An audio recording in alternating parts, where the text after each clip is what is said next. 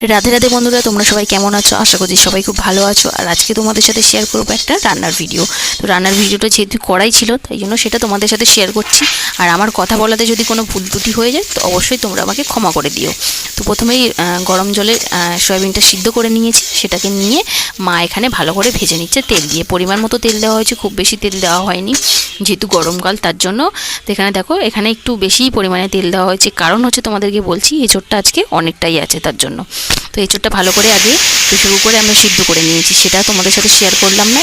এটা তো সবাই জানে কীভাবে সিদ্ধ করতে হয়। তো আমরা দুখানা সিটি মেরেছিলাম, আর এখানে ফোড়নে দিয়ে দেওয়া হয়েছিল দুখানা তেজপাতা আর 4টে টমেটো। তারপর এখানে আমি অ্যাড করে দিয়েছি এই যে এঁচোড় আর আলু সিদ্ধ করা। এটাকে দিয়ে ভালো করে নাড়িয়ে চাড়িয়ে নিয়ে বেশ কিছুক্ষণ পর দিয়ে দেওয়া হচ্ছে নুন। নুনটা দিয়ে আমরা ভালো করে কষিয়ে নিচ্ছি। আর জানো তো বন্ধুরা, ভাবছি এবার থেকে তোমাদের সাথে লং ভিডিও ব্লগ শেয়ার করব। আর আগে তো শর্টসে ব্লগ দিতাম, এখন ভাবছি একটু লং ভিডিও দেবো। তোমাদের কি মতামত অবশ্যই কিন্তু আমাকে জানাবে। আর এই দেখো ভালো করে কষিয়ে নেওয়া হচ্ছে। নিয়ে বেশ কিছুক্ষণ পর এখানে আমরা দিয়ে দেবো হলুদ গুঁড়ো, লঙ্কার গুঁড়ো, আর হ্যাঁ তার আগে দিয়ে দিয়েছি আদা, কাঁচা লঙ্কা আর জিরে বাটা। ওটা দিলে কিন্তু তরকারির একটা আলাদাই স্বাদ চলে আসে। যাই হোক এই মশলাগুলো দিয়ে দিলাম, আর সামান্য পরিমাণে লঙ্কার গুঁড়ো দিয়েছি, একদম নামাত্রে বলতে গেলে চলে, যেহেতু কাঁচা লঙ্কা বাটা দিয়েছি তার জন্য। আর এখানে ঘিটা দিয়েছি আমরা টেস্টের জন্য, তোমরা চাইলে অ্যাভয়েড করতে পারো, কারণ ঘি গরমের সময় অনেকে নাও খেতে চাইতে পারে, তার জন্য ওটাকে ভালো করে দিয়ে ভালো করে কষিয়ে নেওয়া হয়েছে।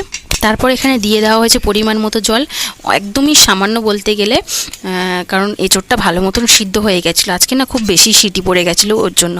তো যাই হোক এখানে ঢাকনা দিয়ে চাপা দিয়ে বেশ কিছুক্ষণ ফুটতে দেওয়া হয়েছে, একটু জালটা বিশেষ করে জোরে দেওয়া হয়েছিল।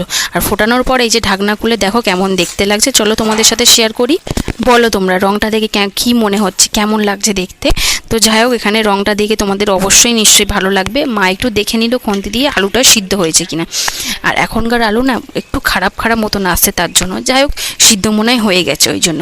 আর মা এখানে বেটে রেখেছিল গরম মশলা, আর গোটা গরম মশলা বেটে যদি তরকারিতে দেওয়া যায় সেটার কিন্তু স্বাদই অনবদ্য আসে। তোমরা একবার ব্যবহার করে দেখো, এইভাবে একবার এই পদ্ধতিতে রান্না করে দেখো, কেমন লাগলো অবশ্যই জানিও। সাবস্ক্রাইব করে আমার পাশে দেখো বন্ধুরা।